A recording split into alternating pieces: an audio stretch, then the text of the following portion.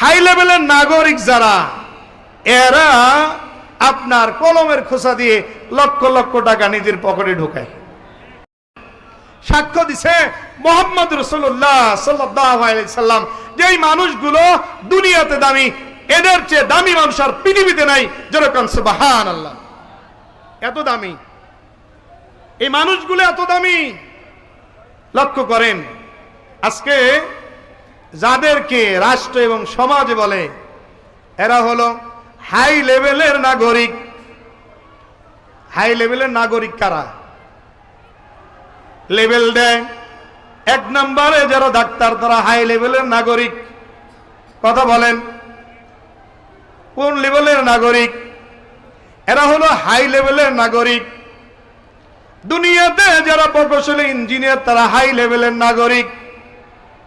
এরপরে আসেন, নিচের দিকে আসেন, সিরিয়াল যদি আসে দেখা যায় লেভেলের মধ্যে র্যাঙ্কিং এ উলামায়ে কেরাম নাই। আছে কি বলেন? বলেন তো দেখি, এত শিক্ষিত, এত দামি, বলেন তো দেখি কোন মাদ্রাসার একজন মুহতামিম সুদের সাথে কি জড়িত?